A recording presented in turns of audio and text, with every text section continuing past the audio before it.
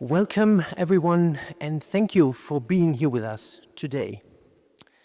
We are excited to present Contested Desires, Constructive Dialogues, a project funded by the Creative Europe program of the European Union that brings together artists, cultural institutions, researchers, and the local community from across the world. This initiative is not just a project. It is an invitation to think differently about heritage, to engage in critical conversations, and to imagine new ways of relating to the past, the present, and the future. At its core, Contested Desires is driven by a fundamental question. How can we confront and engage with our shared and often troubled histories in ways that are inclusive, creative, and constructive? As the title suggests, this project begins with the recognition that cultural heritage is not neutral. It is shaped by histories of power, colonialism, imperialism, and systemic inequality, and it often reflects narratives that have excluded certain voices. The term contested desires points to the tensions and complexities that arise when multiple communities with different relationships to the past engage with the same cultural materials or historical sites. These desires for recognition, justice, visibility, belonging, entitlement, ownership are not always easily reconciled. Rather than avoiding these tensions, Contested Desires, Constructive Dialogues seeks to embrace them as a starting point for dialogue, creativity, and change. Over the course of the project, partners across several countries, including museums, arts organizations, and community groups, come together to co-create works, host residencies, and facilitate workshops that reimagine the stories we tell about our cultural pasts.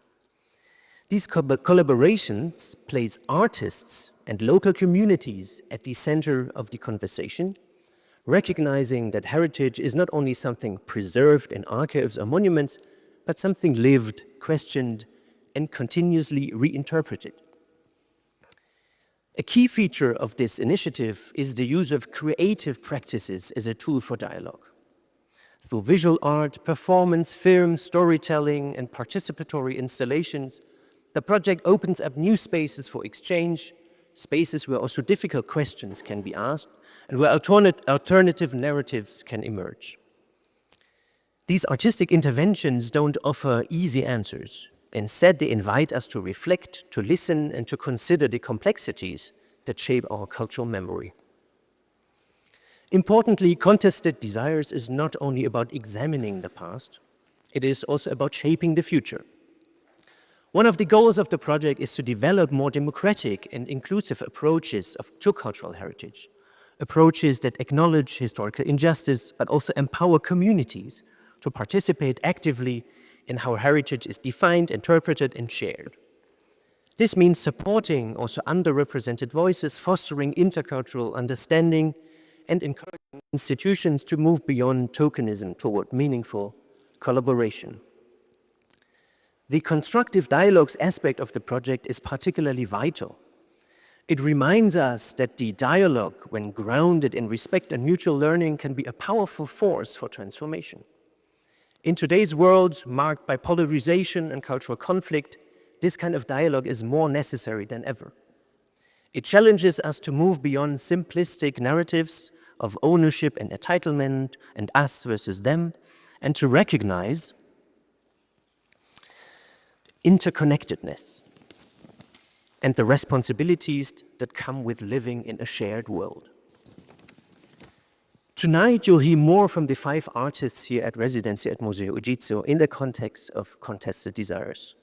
You'll see how creative discourse and collaboration can spark reflection, raise new questions, and open up new and different ways of engaging with heritage, not as something fixed or finished, but as something dynamic, living, and open to change. To conclude this introduction, let me return to the central idea. Heritage is not only about what we inherit, it is about what we do with that inheritance. Contested Desires, Constructive Dialogues invites us to take responsibility for that process. It calls on us to look honestly at the legacies we carry, to listen to one another with openness, and to create together a more just and imaginative future. Thank you for being here with us, and welcome to the conversation.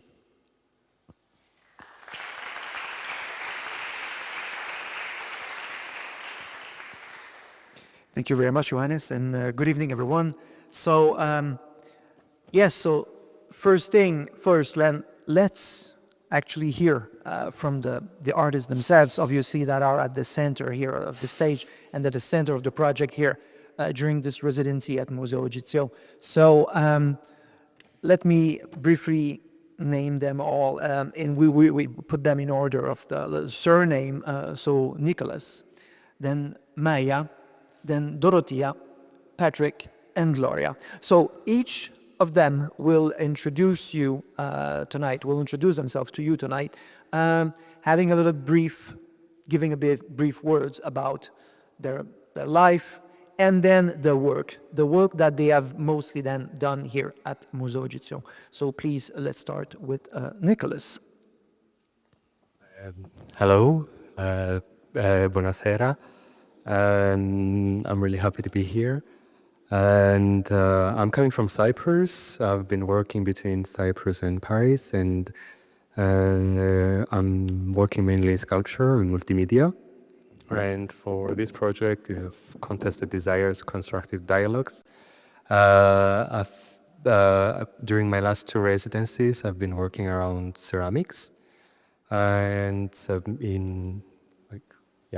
in my first residency before coming to Museo Egizio in Turin, I was in Ghana, where I engaged some practice with local ceramists, and I was interested in, let's say, the material heritage around ceramics, how we talk and learn about them. This knowledge is transmitted through generations.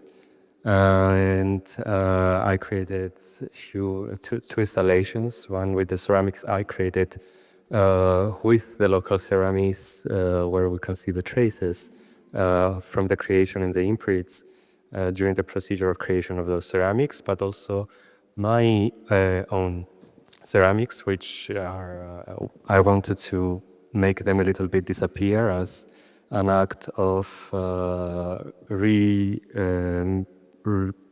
bringing something back to its initial form and this potential of recreation. As in my work, I talk a lot about the memory of materials and of territories.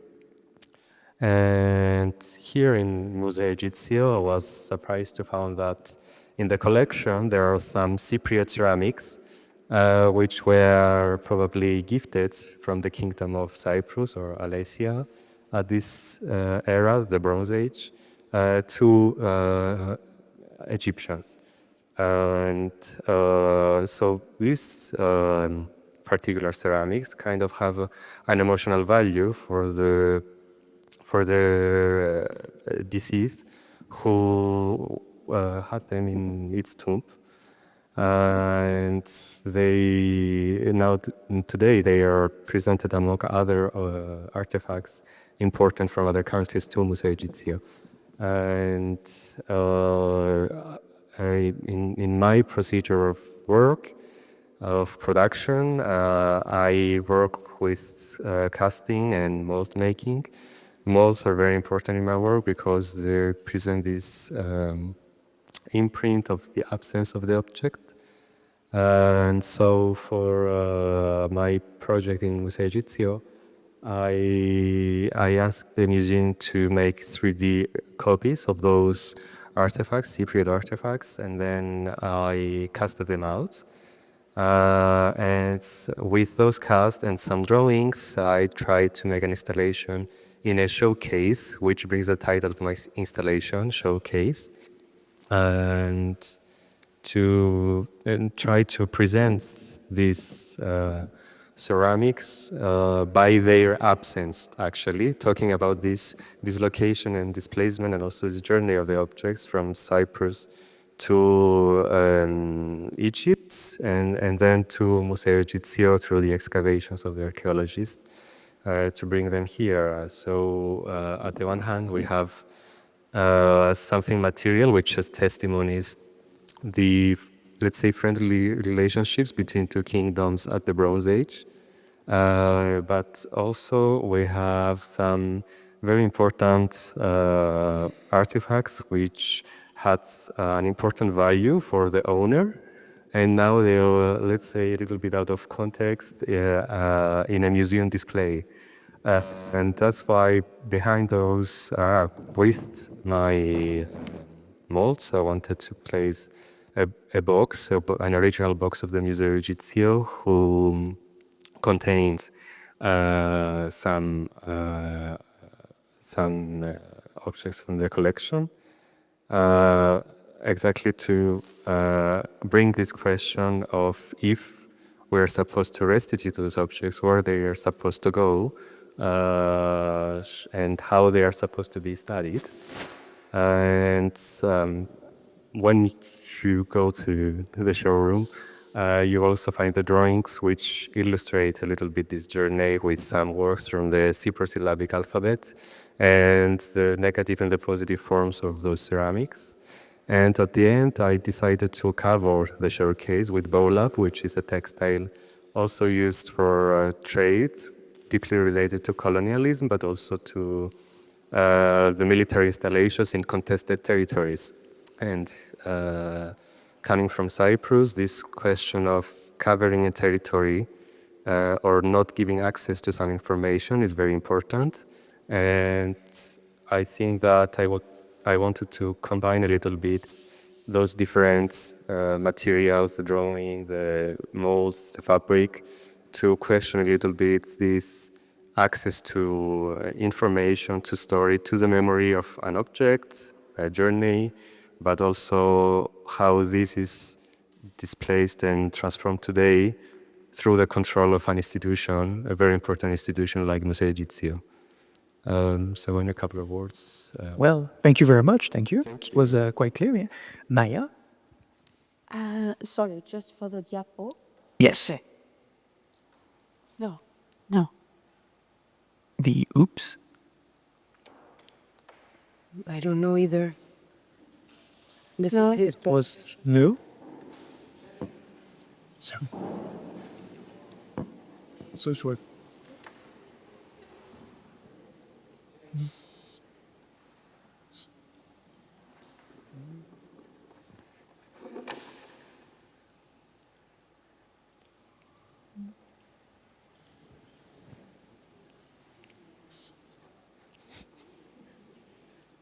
Reset.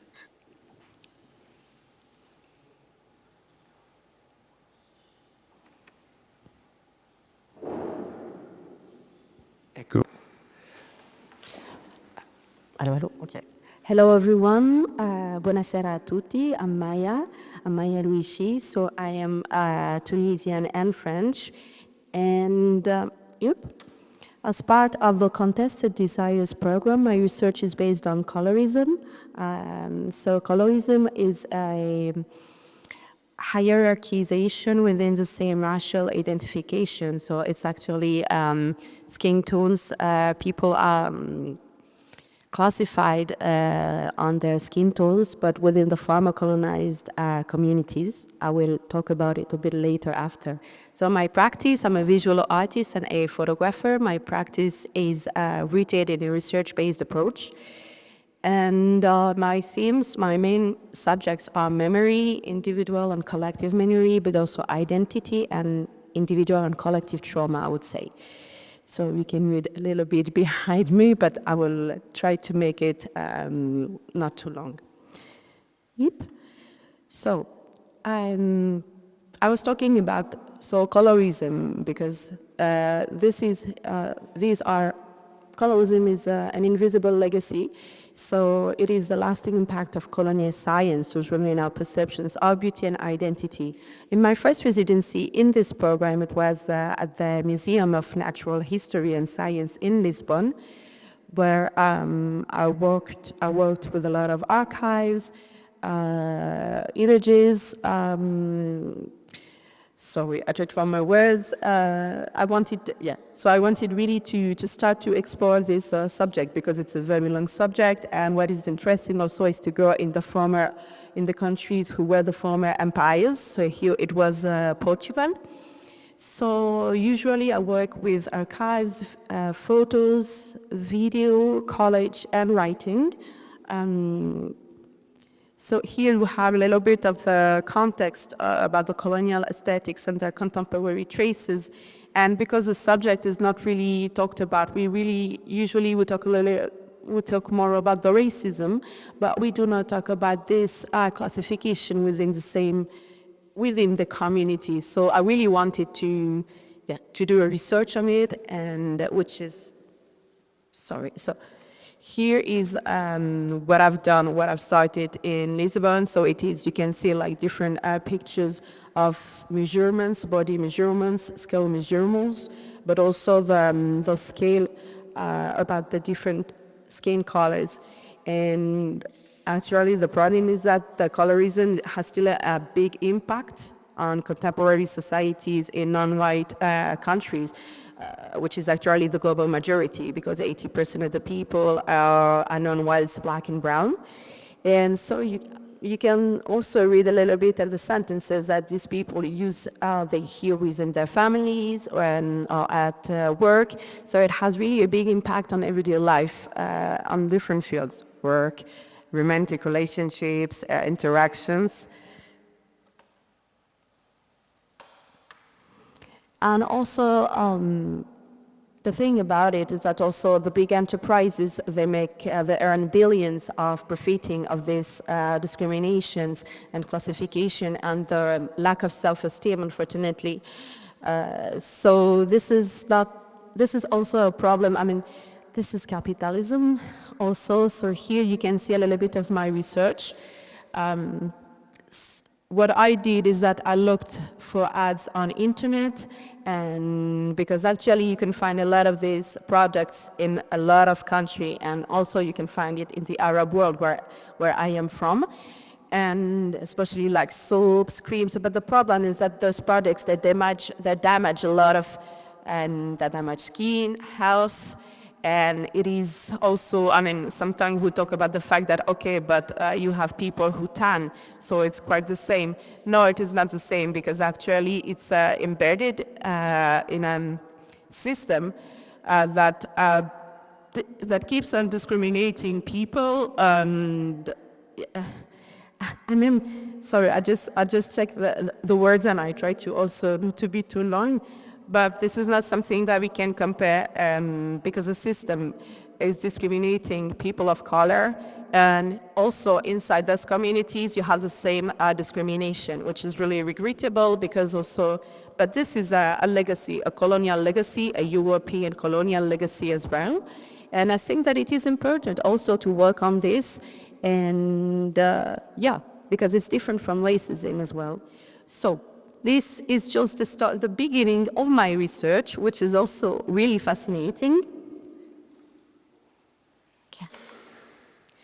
A little bit about my previous works. Oops, sorry. So this one is called a free visa. This is actually, I'm sorry, I'm going to read it. English is not my native language. So yes, I got a comparison actually between both my passports. As I said, I'm half Tunisian and French, and because freedom of movement is also something that I noticed, and I also wonder why actually some people have restriction of circulation, freedom of movement. For example, I took this personal experience. A French citizen can come to Tunisia without visa and stay 3 months back and forth. A Tunisian person has to ask a visa, which is costly for a Tunisian person, regarding also the wages. And usually we do not have it, especially lately, regarding the politics and the international politics. And so it's a very complicated process actually, and it's really costly as well. Ooh, sorry. So I usually my work stems from also personal experiences, encounters, or observation. I really observe, and I try to experiment as well. Okay, I will be fast. So this one. It's about like personal grief. So it was after my father passed away, and it was also about identity because he was Tunisian, and so it's also a question about how do you deal with that when this identity is not, I would say, here organically. I will be super fast. So and this is a photographic film about actual disability because both my parents had a terrible car accident. My father became quadriplegic. So I wanted also to explore the fact that we take for granted many and everyday gestures and what are actually what I experienced. So yes, it still stands for a personal experience. Thank you very much. Yes, thank you very much, Maya. Thank you. Thank you. Thank you. And how do I go to Mer? Please help with that. And now Dorothea. Yes. Tech me, please. Technically. Tell I think we will come. This one is me. No, this one. And do the tech, please. The magic touch. And then what do? I do this. We do like this. Yes. Voila. Okay. Dorothea. This is on. This is fantastic. No, this is good. This is great. Hi, everyone. My name is Dorothea Márton, and I'm a Budapest-based filmmaker, experimental filmmaker. As you can see, that's me with the camera. My work here is still a work in progress because it's a film that I'm making, and unfortunately, making a film is quite impossible in 2 weeks. Also, given our condition, it was more 1 week that we were working, so it's unfortunately impossible, but there's been a lot of research behind it, and that's what I'm going to talk about. But before that, because I'm not showing you guys, moving images or the final outcome of my work, which will be exhibited in 2026, I decided to show you guys some images, some pictures from previous work that I already have, so you can see a little bit my style and my way of thinking as a filmmaker. And I know the tech. Fantastic. So this is a short film I made. As you can see, it's a dollhouse that I remodeled, given in the North Sea and in Holland. I like to work with objects, everyday objects that surround us, and recontextualize them to use them as metaphors. So this film was about personal childhood trauma and about personality disorders, so growing up with the family members who had mental health issues, but it was told through the story of dolls and sinking in water and the story and through objects, basically doll houses. But as you will also see, I am always a character in my own films. So everything that I do, I usually show up either via image or via voice or as a character in these documentaries. Everything that I do is deeply personal.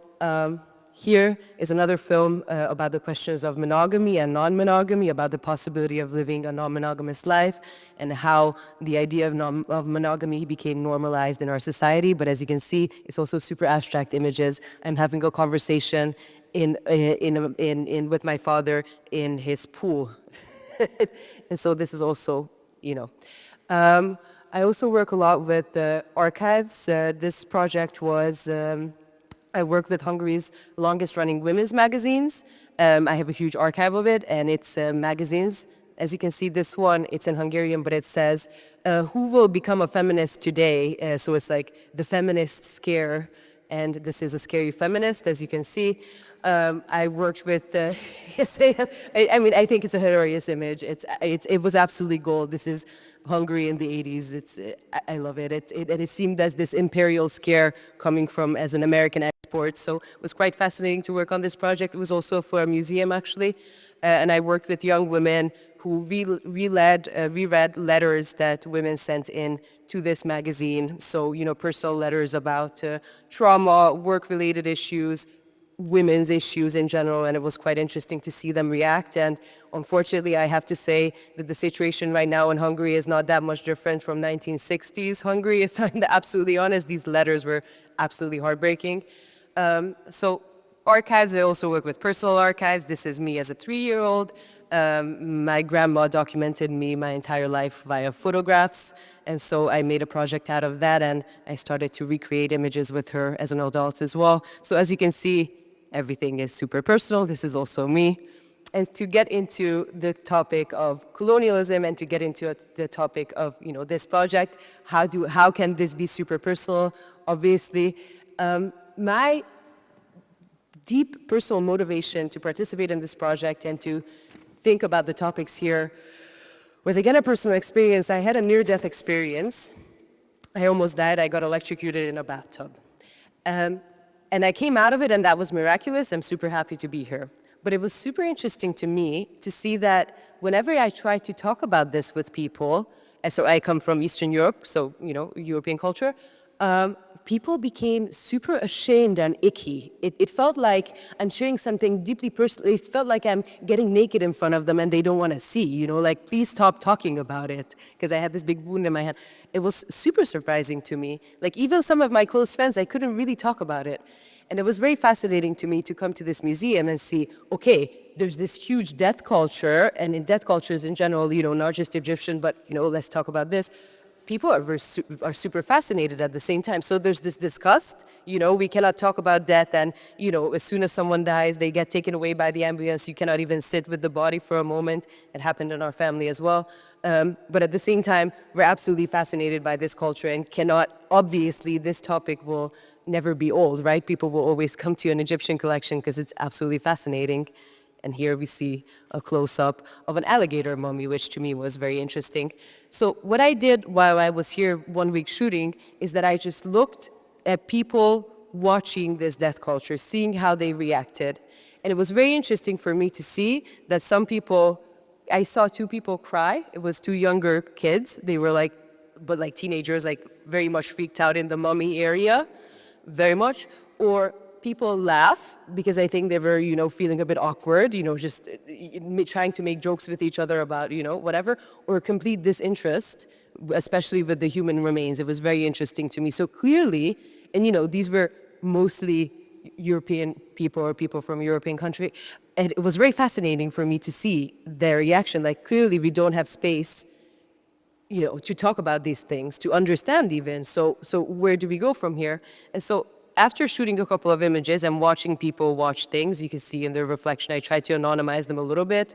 This is where the freak out happened. Obviously, I didn't shoot that, but they're just some, as you can see in the reflection of some of the visitors. I tried to, again, not shoot their faces too much. Again, with the mummy, and here, this was very interesting for me to see. People were quite shocked by this human remain. So I decided to talk to people and interview them about where does the soul go, like how can we even begin to grasp such a deep, rich culture that deals with the topic of the soul in so much depth, and just start a conversation. And it was absolutely fascinating to me to have these experiences with complete strangers, because it seems like people really want to talk. 3 people shared their personal experiences with grief. Someone's mother just recently died 2 months ago, and he actually cried to me. It was an extremely beautiful, very deep and intimate moment that I shared with a complete stranger from a completely other country. And it was clear that people deeply crave these spaces to be able to talk about these things. And various other people talked about spirituality, what the soul means to them. Some people talked about it in terms of quantum physics. Some people talked about it in terms of religion. But one thing was absolutely clear. Out of all the interviews that I did, everyone in their own personal way shared a certain spiritual experience. And I don't mean this in terms of a new age, whatever, no, but just the fact that they have a soul, they experience their soul, and they feel something other. And it was very obvious to me that they don't have the space or the rituals to talk about these things. And I think partially my work, especially documentary, I think is a fantastic tool to be able to create these spaces, to be able to create these conversations, and to just, it's very interesting in my work, anytime I talk about these things with people, it seems that it's a release for them as well. So currently I'm collecting anonymous interviews about the soul, about death, about grief, and I'm still searching for the final image that will be, but I definitely want to make this into a bigger project and have as many interviews as possible, anonymous interviews. By the way, I'm here. If you want to talk to me after this, get my contact, talk to me, please do. I'm even willing to do it online. I want to make a big grief and soul project out of this, so thank you very much. Thank you, we will. We will. I'm sorry if I talk too much, probably. No, it's all good. And now, Patrick.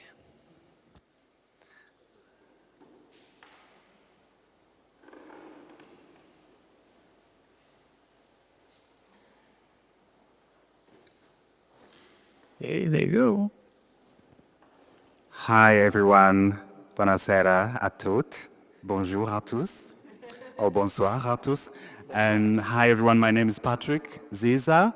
A bit of a background about me. I come from a dance theater background, so I'm interested in the body and in the body being in spaces where it's encountered rather than people paying to go and see theater. And for my last, sorry, I just set my timer. For my last residency, I was in Chile at the Museum of Memory and Human Rights. And the reason why I chose to go there, it's because I come from Rwanda, which was riddled by genocide in the mid-90s. So I thought the stories and the narrative is quite similar to what had occurred in Rwanda. And I was interested in the idea of collective memory and how it's recounted and how it's preserved and then how it's discussed within those who experienced the Pinochet's dictatorship times. And for me, as a visual artist, and also kind of mixing that with movement, I was interested in embedding these memories, but also not just me doing the work, but also with the community participation. So that work, for me, was quite actually poignant and also very moving, and something that I hold dear to this stage. And for here, I actually have to confess, I don't necessarily feel comfortable talking about discussing, first of all, Egyptology is huge. We've been here for 2 weeks. Week 1, we were sick with COVID. And so we did all the research in week 2. So I don't actually feel that I'm in a position to say that I've done deep thinking, deep research. But what I have managed to do was I'm interested in stories or texts or pieces of writings that come from the Western authors of the past 200 years. But what I'm interested in is the context they wrote those texts. So the context is usually within the immediate and very kind of the environment they're in, and also the people they're speaking to, they are also Westerners. And what I tend to do is to twist that, because I have the freedom, I'm an artist, I can do that. And I twist that, and then I use that as a way of then empowering these oftentimes the subjects they're discussing, which happen to be the subjects of the territories they colonized. And so, I have slides, oh my gosh, sorry. I'm very animated, I'm sorry. Okay. So the work the work is called Breathing Stiller, because I find these tombstones to be very beautiful, and we were actually going through the museum, and Johannes was saying that these were considered the social media of today. And I find them really beautiful, and I was interested in creating something that can resemble that in a way of movement, just using imagination, just because I can. And so, sorry. And so, yeah, I like I said, I question histories and how they're presented. And for me, I want to go beyond the status quo narratives. I'm just going to go quickly through this because I think, yeah. And as we know, I guess we can all perhaps attest to this. But, most of these historians, kind of narratives, history narratives, they are written in the Western gaze. And I really feel suspicious. I have got deep suspicion about that, because I think we also disregard the oral histories because it's not academic, they have no foundation, but I think in a kind of like spiritual sense for the people, for the traditional, the indigenous people, they are quite valid. So the cultural histories are often talked through the gatekeepers, which tend to be the cultural institutions founded in European and colonial history. So my focus really shifts to small fragments in terms of how I engage with research.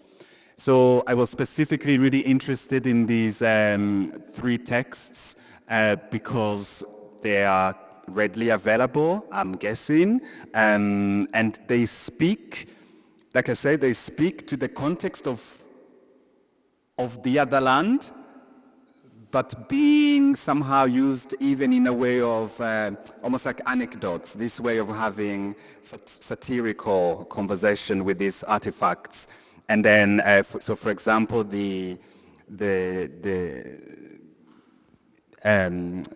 Champollion wrote to Felice, and he wrote in the kind of speaking through this, I guess, Ramesses It's City the Second. Yeah. Okay, so to the second, my bad. Yes, Seti the second, but he was given their voice, and I found it to be quite hilarious to me, because also for me, I don't know if these were actually regarded as pieces of art when they were being acquired. For me personally, I think maybe they were seen as trophies or prizes. And also it was this way of, I guess, this kind of competition within European cities as a way of, who can collect the biggest monuments. And so I see it as really this way of acquiring, I guess, status. And then obviously we have the Giulio Cordero, who was the first director of the museum, and also the way he thought about these, about the city being amongst one of the city in Europe to acquire these monuments, again, really speaks to this way of let's have status. And then I have this poem from Sherry as well, which again speaks, I guess, almost speaking about the impermanency of imperial power, but using Egyptian kind of this colossal monuments as a way of kind of, I guess, talking about George III, for example, losing the American colonies and having mental health issues. So this way of impermanency within the kind of like imperial state. So yeah, I took that and I appropriated that. I changed those three texts and created a text that spoke to this figure that I'm drawing, but also really questioning the I guess the identities, questioning the identities of these objects. I mean, for me, when I see Ramesses the second, for example, it is Ramesses II, yeah? I don't necessarily see a man. I really see a beautiful, very elegant, dressed in a skirt. And so for me, I'm really, as an artist, I'm always interested in blurring the lines between gender. Yes, my time is over. Between gender identity and all of that. So embodiment, again, I created this figure, which became her, and her became the queen of the kings, and she critiques those who uprooted her, and the writings is spoke back, is twisted, and also making reference to the present time. And then here is the real question to end on. Is this an ancient joint or just a handle 3,000-year-old rolled up textiles? Your guess is good as mine. Thanks, Johannes, for this tip. Thank you. Thank you. Thank you very much. Geria, buonasera, grazie Museo Egizio e tutto well, I'm going to speak in English because even though I'm Spanish, my Italian is terrible. Yes, I'm very thankful for being here, and thank you. The team has been amazing. So my I'm going to start also. I was with Nicolas in Ghana last November. I've been working on restitution, reparation, and all the conversation about museums since 2019. Well, I was conscious of all this in 2017, where I was doing a residency in Nigeria, and I was working on a project about the colonization of the concept of women and how we can't universalize feminist discourses.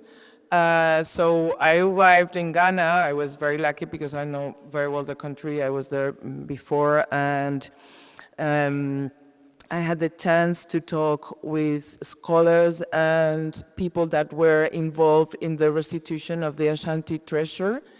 Very interested indeed, because there were like two very, not opposite, but very different positions. One very much diplomatic one, which I think it's a very much the positions you museums have. And the other one was from an incredible guy that he's an artist too, Sela. So I did a video. This is the pictures of the video, and I put Sela's voice on top. And this video was, I worked in the Legon University Museum, Colonial University, amazing, which has a library, a huge Africana library, which I was not surprised because I knew, but I really, I mean, I had the chance to see with my eyes that I could say like 85 or 90% of the books were Western literature, Western knowledge transmitted. So for me, that's a little bit a perversion of the storytelling. I'm very interested in how knowledge is created. So this book, I stumped into this book, and I was quite surprised to see the effect of time, and of course, like Maya is working on this human classification. So I was like very much into the details on the how do you say on the how do you say when you put your finger like that? The fingerprints. The fingertips. All the reflected images, no, and all the mirror effect. So for my residency here, I was very concerned. My conversation with him at that time was, well, mainly focused on restitution, of course, because he compiled text on a book called 15 Colonial Thefts, a guide to looted African heritage in museums. So the other day, I told him that I was coming here and that I was getting a little bit very disturbed by the idea of being in a place with human remains. And he wrote me with a text that I included in my exhibition text.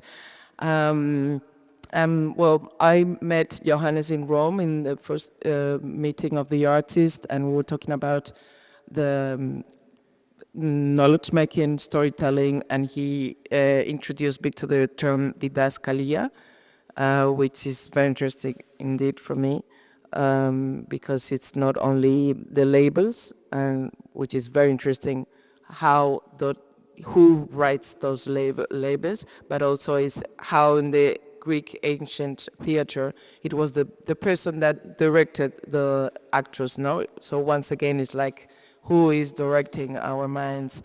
So this is a picture from the amazing visit with the museum has been organizing all these visits with experts, and one was with the archive, which I work also with archives as Maya does. So this was just one of the 50,000 archives that they have. I mean, it was like massive, 20 degrees in the room, freezing. But we were like, wow, it would be like 1 week, wow, because everything is very well. So, as I was telling you, Sela wrote a text that I would like to read it, because I think it's also like the colonial practice to put voices, not give voices, but put voices in front line of those people that are reclaiming it. The commodification, display, and symbolic manipulation of Egyptian mummies, indeed of human remains in general, sits at the very heart of ethical tensions in contemporary museology. While mummified bodies have historically been enveloped in a kind of aura of mystic and prestige, the truth remains that these are human beings with lives, histories, families, and dignity. And yet the display is so often framed within a spectacle of exoticism or historical curiosity, rather than approached with the reverence and critical reflection they deserve. It's a practice that has been normalized for so long that we sometimes forget to question it. But as artists and researchers, it's part of our task to trouble that normalization, to bring discomfort where there's been complacency, and to ask what knowledge is being produced here and for whom. And I think that's this condenses a bit my intention. So I had a great time in the Grand Balloon. And then we went crazy. I mean, after 1 week with COVID and confined, we were just like wild. And so I made like a narrative, like freely interpreted narrative, mixing or threading all these beautiful stories we've been listening. I mean, I was fascinated about the open of the mouth ritual, and I put like magicians and babies and miracles from Catholicism. And I talk about Egyptology and the migration, and I found the same effect of reflection in some documents. The mummies, La Novela de la Momia that I bought from Spain, from the Gautier, the French writer. I also had the Passage of a big album from a trip. So as you can see, the beast is a symbol of Napoleon. Napoleon is one of the biggest persons that have shared this Orientalism, exoticism of the other, no? Because the otherness is very much in the middle of my research. Okay, and that's it. Thank you. Thank you very much. Thank you. All right, so thank you so very much, all of you. So if I might just wrap up by asking just like a quick question that I will pitch in, and then you're free to reply. So we're here at the end of your residency at Museo Egizio, as short as it was, but then in any case, so please let me ask you how your experience here in this museum would eventually influence your approach upon your future projects.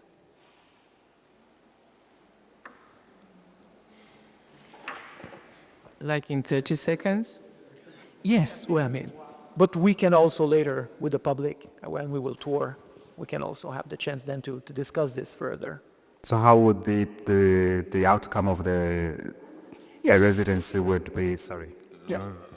I think actually for me, it's a pity I had COVID, but I was really interested in actually working with local artists as well, because the performance actually it works well as a group of performers and coming together and then creating this breathing stilla. So for me, it made sense like that. I think the legacy actually of this I think it doesn't stop. We were talking about this because talking about, particularly with the subject we are talking about, we haven't even scratched the surface.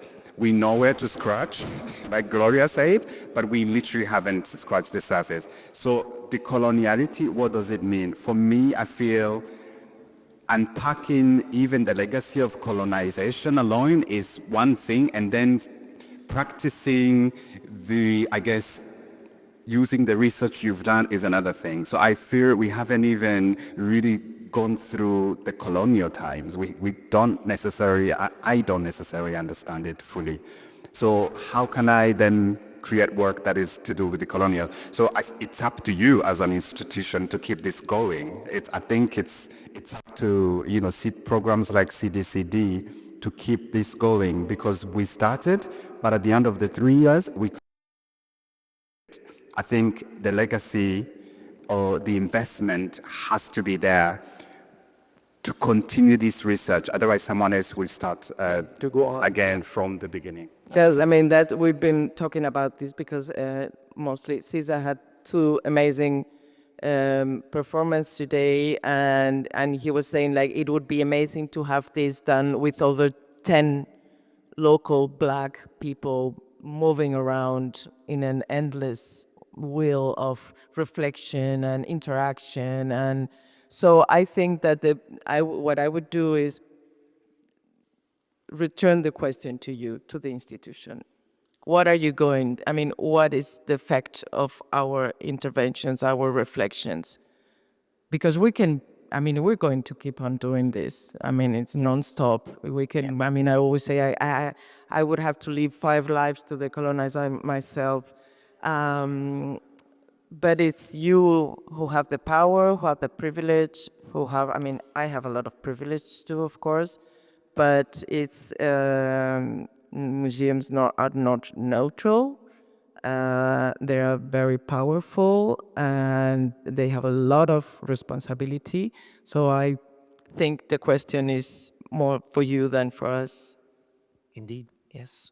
Can I also Please, answer? absolutely, yes. I think in terms of the question of colonialism, one of my participants said today, which was very beautiful, he said, it's so interesting, it feels like I have a muscle in my brain that I was never taught to use.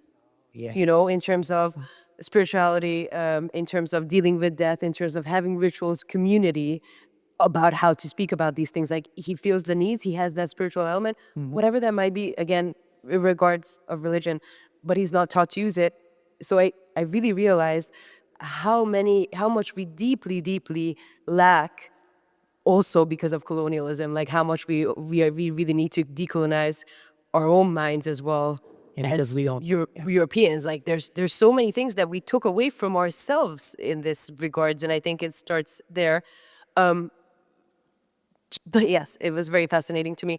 In terms of what I take away long term, this is less a colonial question, although maybe it is. I just don't see it. I think about the ethics of documentary all the time. I know right now we're not at a documentary film festival, but every time that I am or I'm in this specific niche, there's always this ethical question, right? Because when I'm doing documentary, I'm there. I'm the person with the power and the privilege with the camera. I can make you look in any kind of way, right? I take something from you. I get into your lives. I'm not working with actors. These people are not paid. It's unethical to pay them, right? Like, but so what? Then what do they get? And that's always a bit of an issue with me. That's why I also like putting myself in it. So I'm also in front of the camera a little bit, like self-exploitation, like try to even it out a bit. But of course, it's not even. I'm the filmmaker. So what was really interesting for me today is having these interviews, these conversations with people and realizing, okay, I'm taking something from them because I'm taking their personal stories, but oh my goodness, is it giving them something? Because these people, it's like a valve, that you need to open and the air is coming out. Like these people have a deep need for this exchange. Like it was obvious that like a person started crying. Like it was obvious that they, in a good way, that it was obvious that they needed this catharsis. So that was quite interesting for me in my own practice. And that's definitely what I'm taking away. Yeah. Thank you, thank you. Sorry, I wasn't here. Can you please ask again your question? Yes. I was saying, but then, how, in your view, your residency here at Museo Egizio will affect the way that you will envision your future project? So, what was the impact of your residency here, basically? Wait, let me collect my thoughts. Do you want to answer before me? Yeah, okay. Yeah. Because my work is always so connected to the history of my own country, and Cyprus has been an island which has been colonized since how many thousand years BC. So this multicultural identity existed and exists until today. Uh, so I think something very important for me after working in Ghana with local ceramists and where I needed to deconstruct completely all my knowledge and myself in this environment, and then coming to Museo Egizio in Europe and very important institutions. So there are like completely two different environments. It's also for me a way to learn how to approach the history of my own country through other institutions who holds pieces connected to the history of my own country. Also, something that I kind of forgot to say earlier is that I was interested in pottery and clay, so working with the land itself. And I think that uh, it's for me an opportunity to maybe question how the history of my own country is presented through Europeans and also Cypriot institutions, as we are still in this sometimes thinking of, as I was telling, like to my colleagues, how some people are very proud, for example, that some pieces are exhibited in huge museums, but we don't have access to that information from our own country. Indeed. So I think this is was quite important for me. Okay, thank you. Maya? No, it's just a little reflection. Actually, the fact that working with museums is very interesting because it gives you also another perspective on this subject. But also, I mean, yeah, we will need like a very long time to explore more and more. But I would say regarding this subject, I mean, like the colonialism and legacy. Sorry, I forgot what I wanted to say. But I forgot. I wanted actually to talk about the fact that, for example, for my work, I mean, being based in Tunisia, it will always have an impact. I mean, you live it every day, the legacy of European colonialism in your body, in your society as well. Okay, well, thank you very much. Thank you. I will pass the micro to my colleague Divina for Thanks. Are there any questions for our artists? Or maybe you can ask it later. Yes.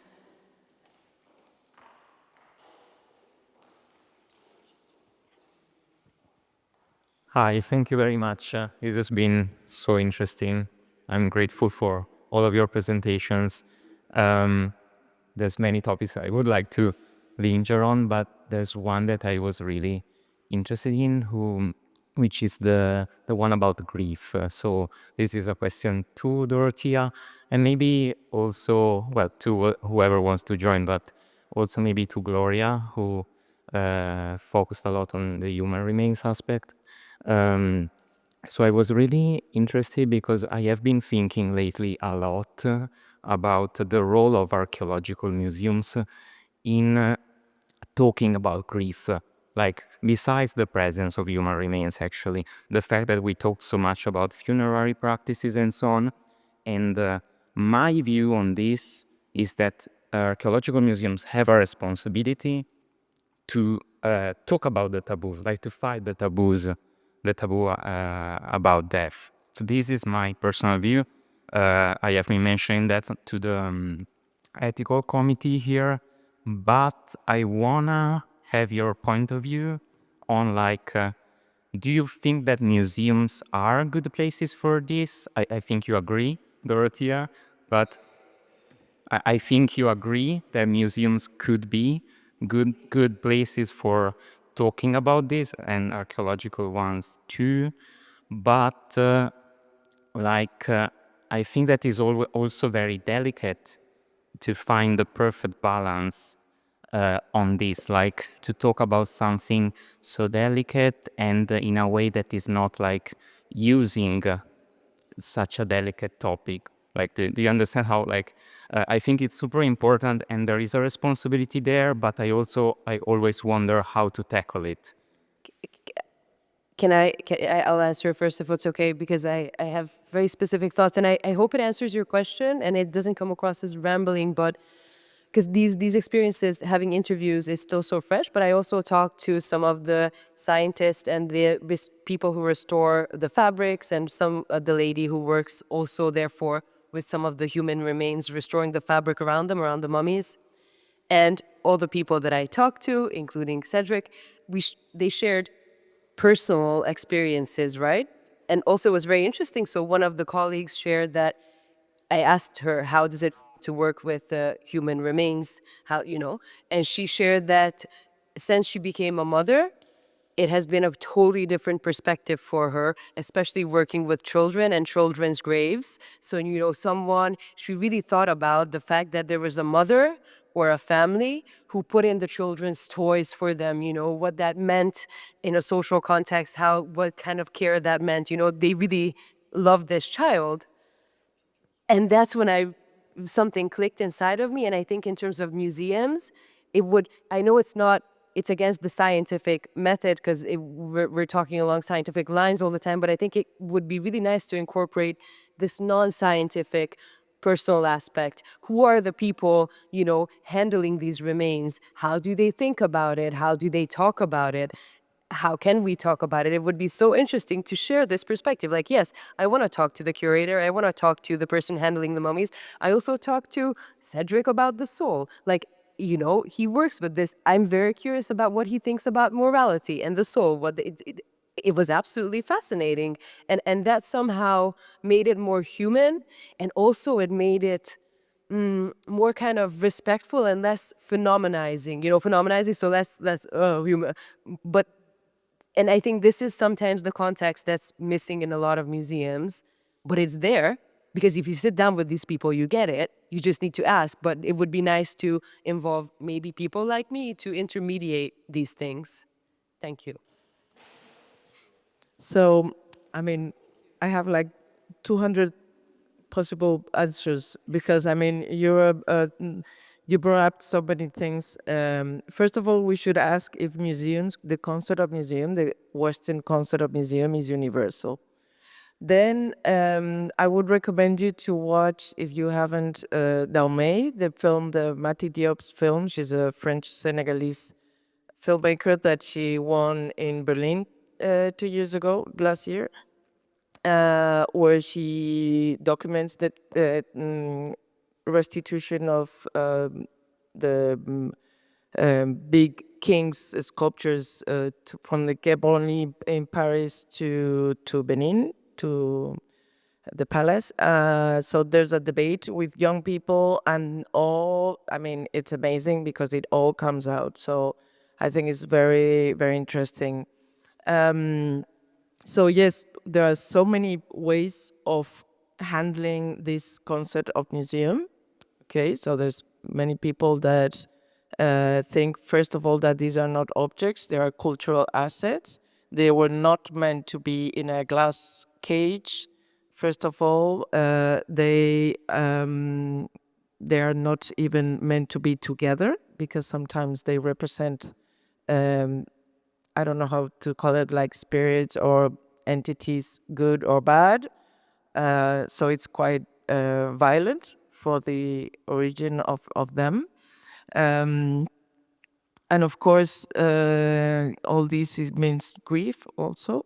So I was wondering if not only the museum should always, like, mostly if they have human remains, have an ethical committee in their every day. I mean, we have in our program our ethical group that we meet them every now and then. And of course, there should be voices from the place of the origin of these statues, no, of these elements, of these objects, of these human remains. And as François Verger says, European museums are ready to decolonize themselves, because maybe that means to close them, which is very radical. But maybe they should just question who are they talking to and who is this culture made to.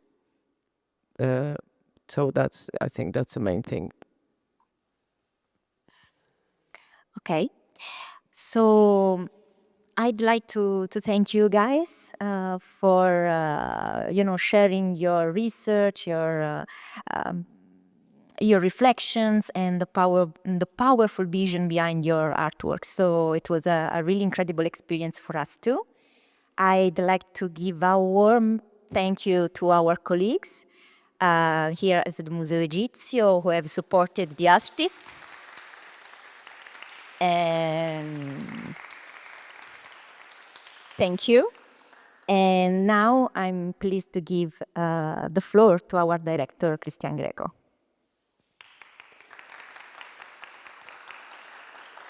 Thank you. Well, thank you for bringing this polyphony to us, to bring us out our comfort zone. You gave so many ideas we should be talking for the rest of the night to start with.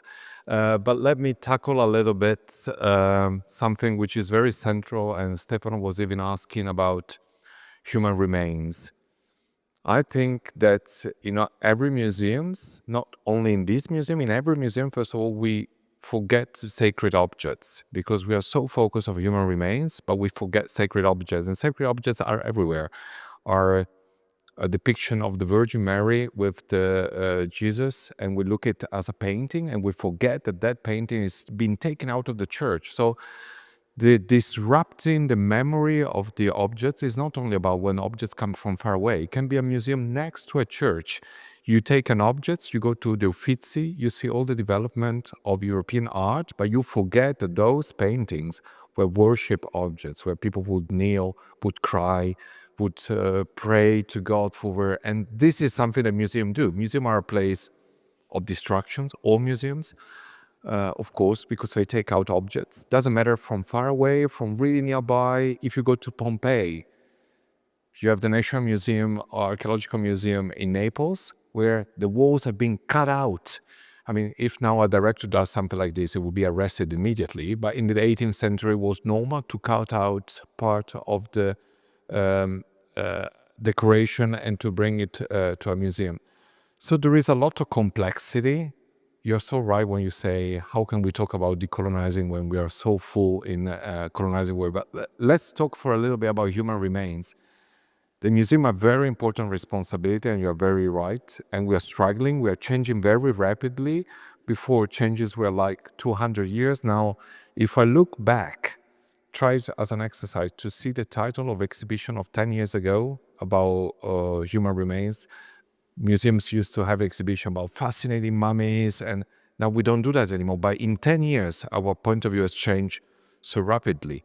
Funny enough, unfortunately, the museum doesn't contaminate society, because while we focus on human remains, we forget in our cemetery, after 90 years, human remains are dug up and destroyed, put together, so the remains of people who are really near us are not treated with respect whatsoever. So I really think museum, and you're right, have such a huge responsibility, but I hope to contaminate society, because society is colonial in everything we work and we do. And so what much of this, I always say that a museum to me, there is an article of Italian Constitution, Article 3.2, that say that the Italian Republic should take out all the obstacles that do not allow a human person to develop in a harmonic way. And I always think the museum should be the first step, where you can do even more than schools, because you don't pay, nobody asks you what is your title, whether you have done an exam or whatever, but everybody can pick up something here. Of course, you were right. Can museums really decolonize? I think they can't. I think museum, if we look historically, a museum The word we still use was created for the first time in the 5th and 1st century BCE in Greece. Is a place dedicated to the Muse, is a place dedicated to study and to the art. Was Ptolemy the first Soter in Alexandria in Egypt, who copied this model and created a museum next to the library. But then this institution was forgotten for a long time. And of course, we all say that the creation of the modern museum is 1653 with the creation of the Ashmolean Museum in Oxford, 1753 the British Museum, and then 1792 when the Grande Galerie du Louvre was opened for, so it was not the property of the king anymore, it was the property of the Republic. But well, it was during the Enlightenment, was during Eurocentrism, imperialism, and so the model which we adopt and we still develop. In other parts of the world now, they're opening new museums. The Louvre in Abu Dhabi, Jean-Luc Amsel has written a book about that, how we try to export in other parts of the world. There are no places in the world right now where museums are opening like in Saudi Arabia, UAE, Qatar, Bahrain, China. More than 50 museums every year open, but copying somehow the same model of museums. So, and there is also questions. A museum maybe are very evident, but how colonial is our society? How do we still keep knowledge for a very short part of society? And then a lot of people do not have access to knowledge. Think about copyright on images. Think about libraries. What is the percentage of people that can go to a library? During COVID, all our students could not study anymore because libraries were closed. And then for a little moment, people realized what is the divide between global north and global south. So there is so much to do. And thank you for bringing us our this comfort. Well, that's what a contemporary artist should do.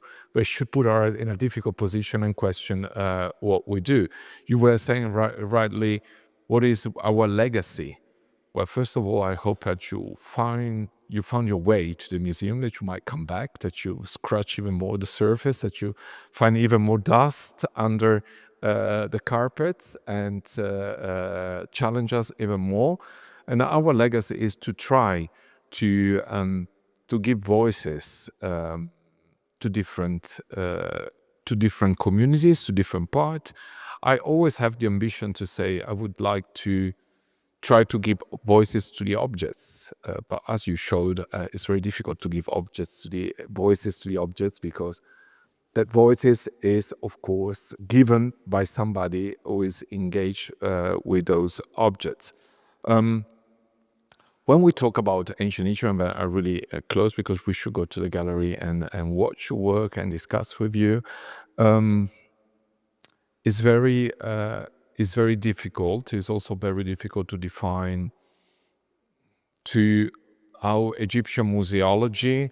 What does it reflect? When we go to an Egyptian museum in Egypt, we have mummy showcases. We have hundreds of thousands of children going to visit the mummies. We had the Golden Parade with the mummy going in front of the president and being now in the National Museum of Egyptian Civilization, which is one of the most visited places in Egypt where Egyptians feel their glory, but it's also very double because it's not a mausoleum like when you go and see Napoleon, but it's a museum. And so you have the great kings and queens of ancient times displayed in front of your eyes. It is a problem. There is a student I had the honor to be part of her committee, Nicole Crescenzi, who just took her PhD, and she wrote the first thorough books about human remains worldwide. She analyzed all the museums in all continents, say where there are human remains, how they're dealing with that, who has an ethical code, who hasn't. We don't. We have an ethical committee. Well, we don't have an ethical code yet. And so thank you for challenging. Keep doing that. We need that. We need to hear other voices. We need to be in this comfort If you want, we will. Well, we want. Otherwise, you won't be here. So, and it doesn't mean that somebody of you said museums are not neutral. They're not. And I also don't think we should. I think it's good if we don't agree all the time. Because if we agree, then our conversation stops. As English say, we agree to disagree. Yes, and from there we go on and maybe a seed will grow and another disagreement or partial agreement will come. So, well, thank you. And I think we can go to the galleries to see your work.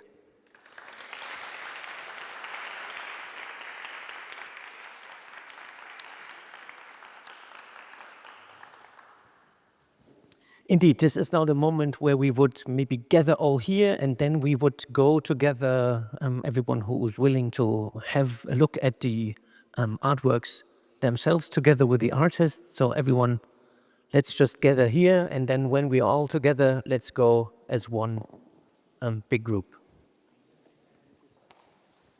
And again, thank you for being here. No, we are happy that you also come back to any other future events, and